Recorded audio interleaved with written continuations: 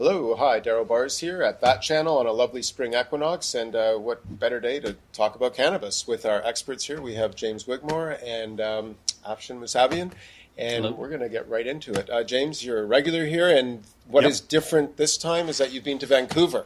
That's right. I mean, it's it's sort of like a sign, sort of like the mecca of cannabis for Canada anyways, and it's sort of like a sign that you're really made your way as an expert, because I went to Vancouver. It's like going coals to Newcastle. I went to Vancouver to lecture about cannabis, or tetrahydrocannabinol, to the Responsible Gaming Group. Right, and just for those who don't know, James has written a book, Wigmore on Cannabis, so this is his testament to excellence here. Yeah. Let's go. So we're talking about responsible cannabis. It was at the Park, Vancouver, and of course it was where a casino hotel was. It had 2 floors of casino, but it was good. Experts across Canada were there.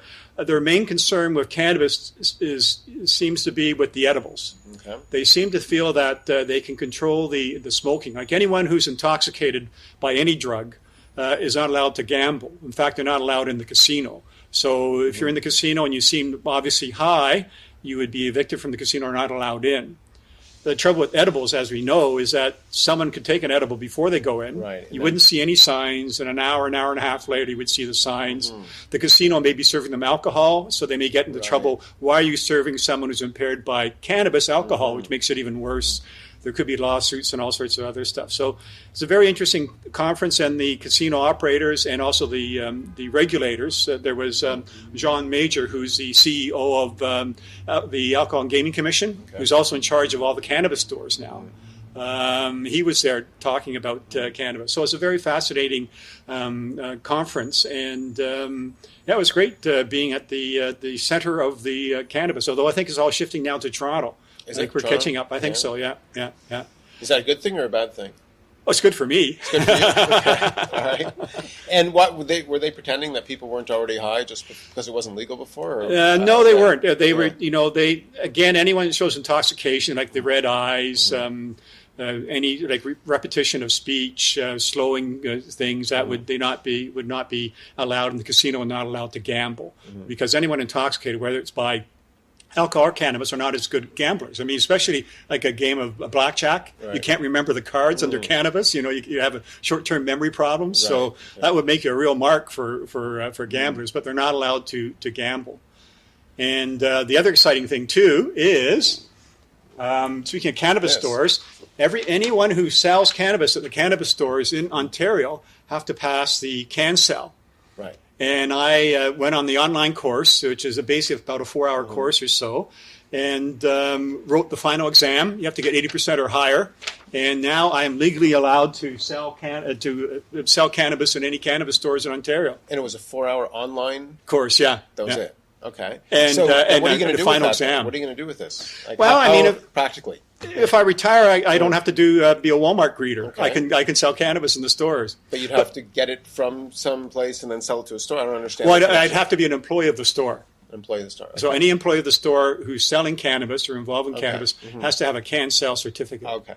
So I'm not sure if there's a shortage of people with CanSell certificates now or whatever. So if any inspectors come, they have to check that everyone has a CanSell. It's just like SmartServe. Right. If you serve alcohol, you have a SmartServe course you have. But I mean, a lot of pressure. I mean, I'm a big cannabis expert, and I failed the course. But I found it very useful, because a lot of regulations I wasn't aware of about dealing. It's almost like selling alcohol.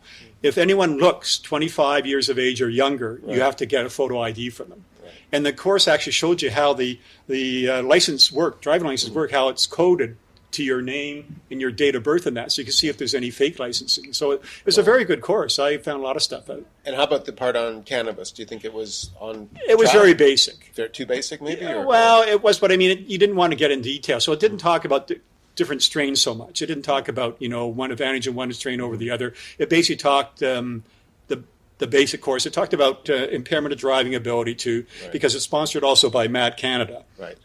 They have a section on there. So, but I found it very interesting. I think most people could take it. It was $56, so it wasn't too bad, and gives another retirement option.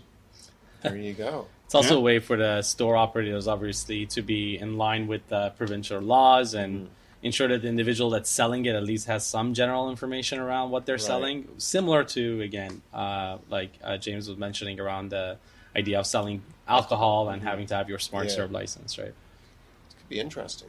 So we'll see you in a store. If they open I can advise you on the strains. All right. Now, what else have you been up to? You said you've worked on your website. Is that Yeah. So I've got Raven Shoe Creative. They revamped and upgraded my website. So it's a much better website. Actually, I'm getting a lot more traffic towards it with it, because the old website was helped by a volunteer, basically, and she got extremely busy to do it. So it's basically been degrading for quite a while, but now it's all brand new and revamped, and so people, it's more user friendly. People can come on it and see it more often. And what are they going to find on the website? Here I see Wigmore on alcohol.com, but what about the Wigmore on cannabis? That's a good question. No, it's the same thing. Very good question, though. Yeah, so it's just one Wigmore on alcohol, and the reason is because tetrahydrocannabinol is an alcohol, like ethanol. So tetrahydrocannabinol is a 21-carbon fat-soluble alcohol, whereas ethanol, which is found in alcoholic beverages, is a 2-carbon water-soluble alcohol. So by just using the one thing, Wigmore on alcohol, it also applies for THC. But people just won't know that. So go to the website, you'll find out. Okay. So what else are they going to learn on the website there?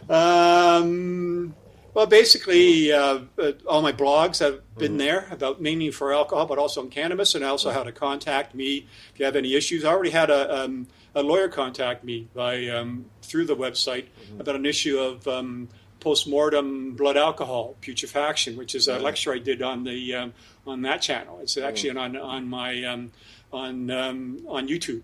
Okay. So, not only do I do the liquid lunch, but also I do about every month or so. I do about five lectures on various aspects of alcohol and cannabis. Okay. So things about edible cannabis or about post-mortem blood alcohol. Does when the person dies, is the actual alcohol level determined accurate or not? Could it be to do post-mortem? Of course, that has a lot of legal issues and also monetary issues, insurance issues. So it's a kind of a thing. So I already have contact from someone through my website. So just go on and explore it and see. You can also see my 10-page CV if you want to. Of course, that's how we came across the opportunity to work with James as well. What happened there? What was that about? Yeah. Well, when we put together RCU, which really stands for Responsible Cannabis Use, our goal was to be able to provide information that's actionable for individuals and organizations around safe cannabis use. Right.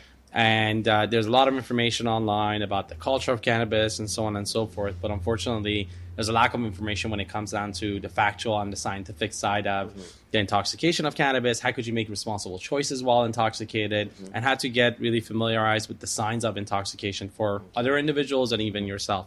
So as we were doing our research, we came across James's work. The Wigmore on cannabis specifically was really insightful and stating and really covering a number of studies that were done to show specifically around cannabis impairment, what are the timelines and some of the familiar sort of concepts that people need to be familiarized with. Like, for instance, right now, if I was going to ask you, hey, you've had 2 beers, should you drive? Most people will have an idea of how to answer that. Some would probably say, yes, I understand I may be over the limit, but I think I'll be sober enough to drive. Others may say that, well, I don't even know if I'm above or below the limit, but I know that I'm not fully capable of managing, a car or whatnot. Right. With cannabis, you have no idea. How many tokes does it take? How long does it last? And that's really where we started to work together on this. And one of the things we came up with was a product called Weedalizer, which we're hoping to release in the market over the next few weeks. And it's basically a tool that allows an average individual to understand the limits, how easily you could be over the limits, how long it takes to be under the recognized limit, and also the fact that being impaired and being over the limit are not the same thing, which is a pretty big concept on its own. So right now, what has been happening, or are you guys familiar with police stopping people and some of the things that have been happening? Have you been contacted on that at all? Or so Bill C-46 that passed last year really just was updated to provide information around cannabis impairment specifically, because obviously the impairment laws have been around for quite some time, and it was more defined for alcohol. In this new under this new ruling, basically a couple of things have changed. One is that there's a defined limit for cannabis impairment, which is the per se law is between 2 to 5 nanograms of THC per milliliter of blood. And again, a lot of people are not familiar with that, unit of measure. And the Just other a question there. How are police, let's say if they stop someone, how are they going to test their blood? Exactly. That's a very good question. So just like right now, when you get pulled over for potential alcohol impairment, they check your breath, and there is a set limit based on the blood alcohol level inside of your breath that gives them a screening tool to say, hey, my assumptions of you being impaired or you having consumed alcohol were true. In the same scenario, right now, the cops can pull someone over as soon as they've legally pulled them over. They don't have to have reasonable doubt to ask him for a sample. They could ask for an oral fluid sample. And oral fluid's different than saliva, and James has a lot of information on that as well, if you want to actually expand on that. Oh, yeah. Well, there's actually a number of ways. They can do a standardized field sobriety test, which would distinguish alcohol impairment from THC or cannabis impairment. And then they do an oral fluid test as a screener test, just like rather than blowing into a screener for alcohol, you use the oral fluid, which is a neat design, and that'll check for THC, the active ingredient. So we're not really interested in the metabolites of cannabis. We're interested in the active ingredient of THC, which causes the impairment. Also, we're not interested in CBD, which is being used by people. So actually, if someone is on CBD, they'll pass the oral fluid test.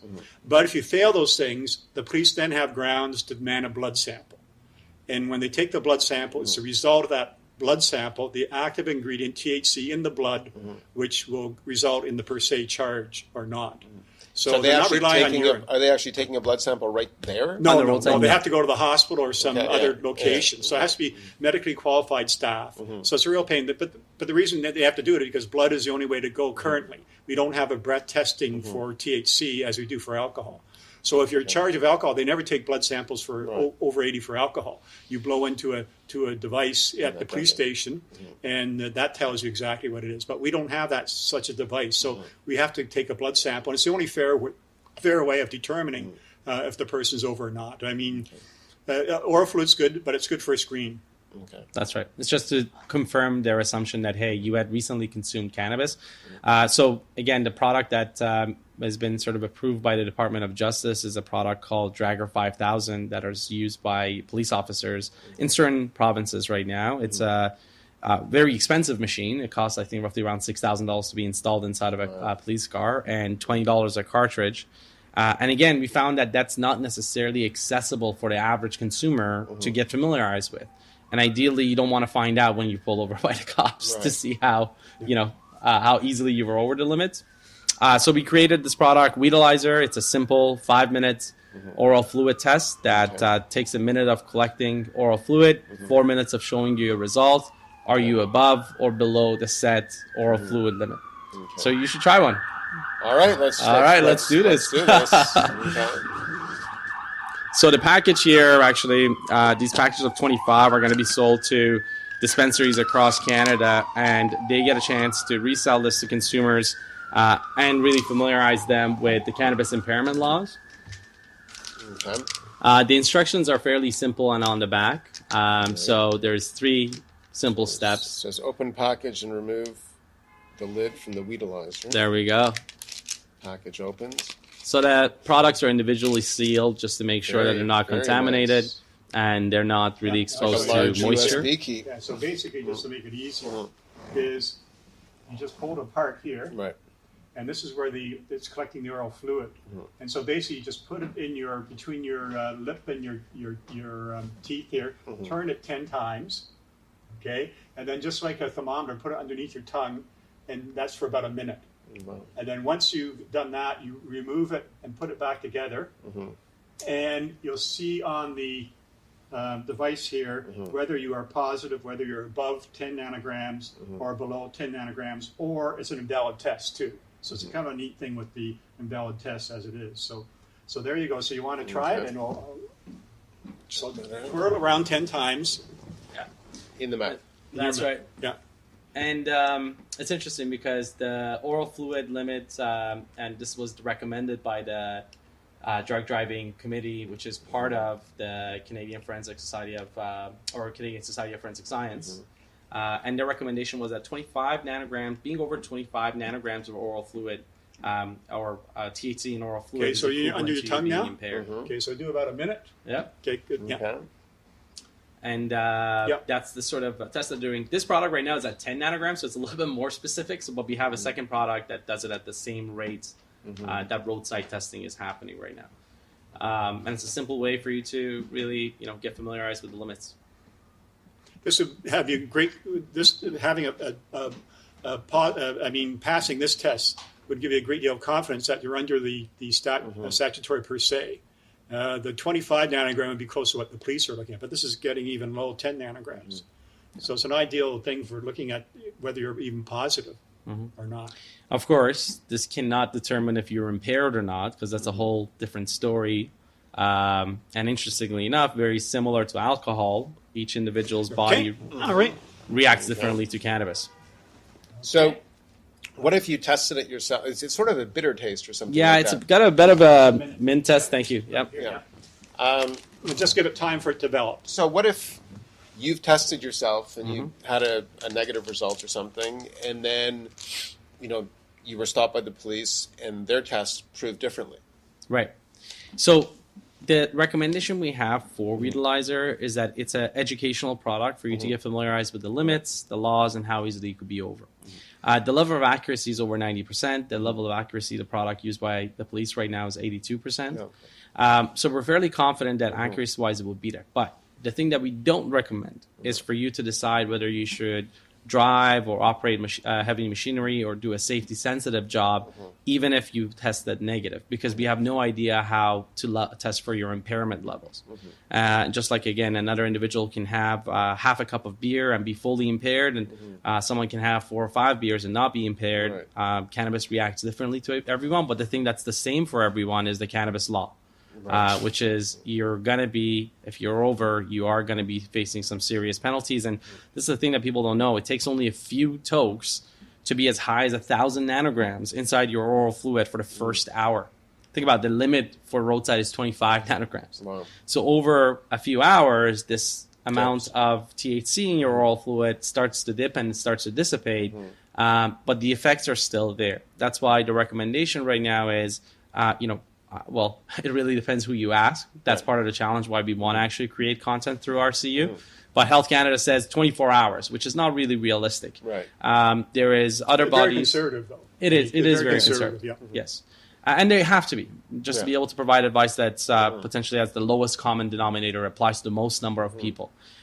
We've had other bodies of scientific researchers provide insights around potentially 6-hour limits being a good measure. And others have said that potentially at 4 hours is a good amount of time. But again, ultimately, everyone says that if you still feel high, you should wait the 6 to 12 hours even just for all the effects to go away.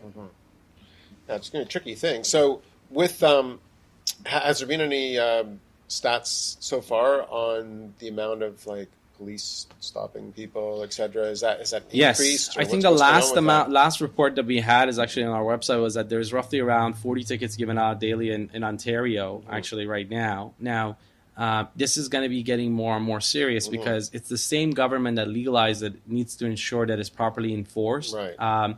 Not only on the growing side to get rid of the black market, but more so on how consumers are going to responsibly consume it. Yeah. And the challenge with it is, again, they will have to enforce it and keep a super strict law around this to make examples of individuals that have been impaired while driving and make sure that others avoid doing this. So with the opening of cannabis stores coming to Ontario in a few weeks, or less than that even, we imagine that Ontario itself is going to pick up in the number of tickets that are going to be written. And across Canada, we're going to see an increase of this over the coming year. Yeah. The other factor is, although this law has all been passed by Parliament, and been approved by the Senate and all that stuff, it still has not been tested in the higher courts. Right. So although we're saying 2 to 5 nanograms, greater than 5 nanograms, there's a possibility that the higher courts may say it's unconstitutional, that you're putting too much pressure on legal cannabis users. I think it will pass the courts, but you never can tell, especially the lower courts and things like that. So all this law that the police are operating under have not been tested in court. I think the police are not going to like this whole scenario. There's like a lot of onus on the police to deal with this. And even the funding for it sounds, if you're saying $6,000 for a machine per vehicle, that's impossible to sustain too. Well, I mean, it's all part of, they are getting cannabis taxes, so that's supposed to be used to mitigate public harm and to increase public safety. And no doubt the cannabis law for driving is for public safety, basically. So, I mean, it's funny, like today, this year is the 50th anniversary of the Breathalyzer. Actually, I did a YouTube thing from that channel, and you can see on about 2-1 Turner's bet, about the Justice Minister at the time, Turner. And basically, the attack on the breathalyzer when it started in 1969 was that it was unconstitutional, it wasn't accurate, devices were unreliable, the limit was set too low, all sorts of things. And you hear the same arguments used now for THC. For sure. So it's the same. Yeah. It's amazing how the past is reflected in the present now. And it was interesting with the breathalyzer, is it just came one vote away from being declared unconstitutional. And the person who voted, the Supreme Court justice who voted for the breathalyzer, made it possible, was Justice Emmett Hall, who's the father of Medicare in Canada. So it's kind of interesting. And the interesting thing, too, with him, he grew up in Saskatchewan, and he was the top #1 defense lawyer on drunk drivers. All the time he was in practicing in law, and then he was appointed to the judgeship, and he became the Supreme Court justice. And so Turner, Diefenbaker was prime minister early, who appointed him, thought he would vote against the breathalyzer. But instead he voted for the breathalyzer along with Turner. And so it's a fascinating area, and you can see it on my YouTube video, which that channel has published, which is great. So it's going to be history repeating itself. Yes, yeah. One more time. Yeah. Yeah. So let's see the verdict. Yeah, right? let's see the verdict. You're supposed to have 2 lines, and you have 2 lines. There you go. You're negative. I should have said you're positive. Yeah. Here you go. Take me in your. Let's go driving. Where's the handcuffs? Let's go driving. No, but you're negative. So there you go. Fantastic. I would never thought it. Kept a straight face the whole time. So, what are they selling these? Like, how much is that going to sell? So, recommended price for consumer is going to be $15 in stores, and the idea is that we're going to be selling it online as well. It comes in packages of 3, 5, and 10 with a bit better discount.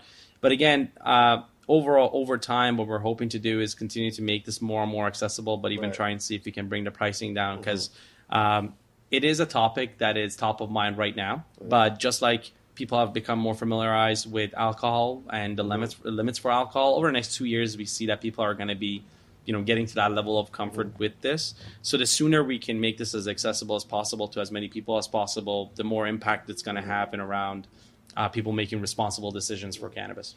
But when I gave it in Vancouver too, I was swarmed by people. I brought some of the Weedalizers with me to Vancouver. People loved it. They thought it was fantastic. And actually, a couple of them said, "You don't know how much parents would love to get this device." So they wanted to check, I guess, other ways of doing it.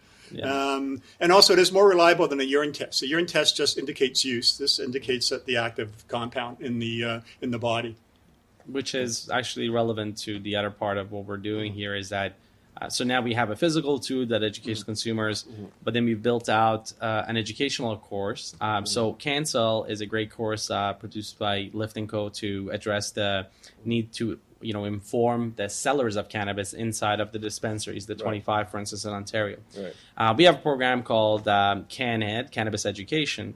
This is actually to address some of the concerns that James was talking about, the casino operators or other business operators have across Canada.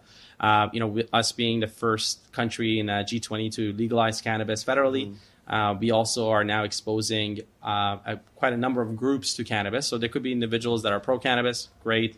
There's individuals that are not pro-cannabis but live in this society and they have to work in this society as well. How do you actually address the liability that comes as a result of duty of care, duty to accommodate someone who has a medicinal license, because now you have to do that, and duty to express the and share your information as a medicinal user to your employer, just to make sure that they're aware in case you do have a safety sensitive job. And the point that James is making is very valid, because right now, for instance, let's say a union worker can go home and enjoy a pint of beer.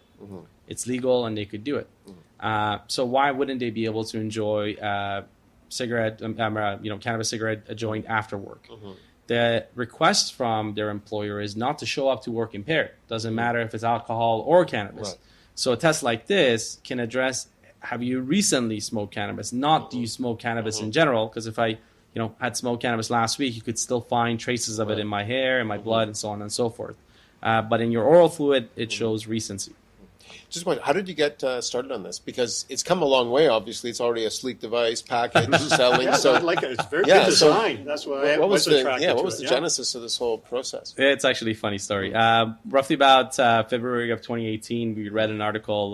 My partner and girlfriend and I, we read an article around cannabis and cannabis impaired driving being a concern. And when we started looking into it, we realized that there's a lot of tests available, but nobody was really connecting the dots between how do I make this test that often looks like potentially a pregnancy test, something that is relevant to the average consumer's sort of questions. How many tokes does it take? How long does it last? So on and so forth. So over past year and a half, we basically went through a number of suppliers to see where we can find a product, and then from there be able to market it and really break down and chew the information as much as possible so that it could come down to this, hey, 2 lines you're under, 1 line you're over. If you want to learn more, go to weedalizer.ca, and we have a bunch of tools that can educate you step by step, but it's a very big concept that we're expecting people to pick up on their own, and it's not going to happen. So 1 year basically is all it took to bring this from... 1 year and quite a bit of work, yeah. How is that possible? How could so quickly? So you're... Well, the product does exist in the market, right? We grabbed the product, we rebranded it, pre-existed. That's right. Okay. And we redesigned it so that it's more consumer friendly. And also, they contacted the top experts in the area, That's so right. they did a lot of work for them There you before. go. Like I've been studying cannabis for at least 4 or 5 years constantly. So I think I helped them a bit too, maybe. Absolutely. No, having James on board, we have another expert, Dr. Ekwasi Owusu Bempa, that's on board as well. He's a professor at University of Toronto in the field of sociology, and he's actually a TEDx Toronto speaker as well. So having the experts on board has been definitely the thing that's allowed us to move as fast as we've moved. And we have some partners that we're speaking to as well, both on the federal and provincial level, that are going to help us really distribute this product. So you're in charge of the manufacturing, everything though, right? This Yes. is all... So we do it through, it's manufactured outside of Canada, but then we're in charge of importing it, bringing it here, building out the marketing machine behind it, and really more than anything, the educational information for the employers and employees. So it already was some device, something like this was already being manufactured outside of Canada. Yes, and there are individuals that are doing it within Canada, but not at the limits that are relevant for the consumer right now. So they have it at much higher limits that are not necessarily relevant right now.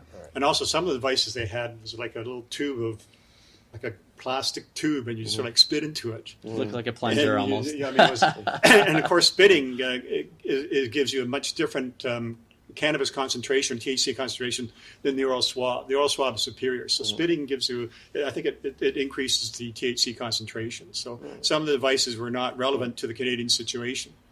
Okay. And now we're talking about Canadian situation, April 1st, April Fool's Day. Yep. That's right. The fools go to play because it's legal then. In what sense? What's happening April 1st? 25 retail stores are opening up, and hopefully all the people who are selling it will have the can-sell certificate because they have inspectors around to make sure that they're all qualified, just like they do for Smart Serve.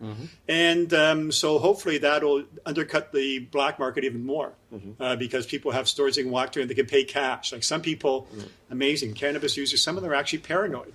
And and they think why not? I don't know why they would be. Well, I'll give you a good reason. Okay, yeah. Because let's say that a platform for the Conservative Party in the federal election was to repeal this law.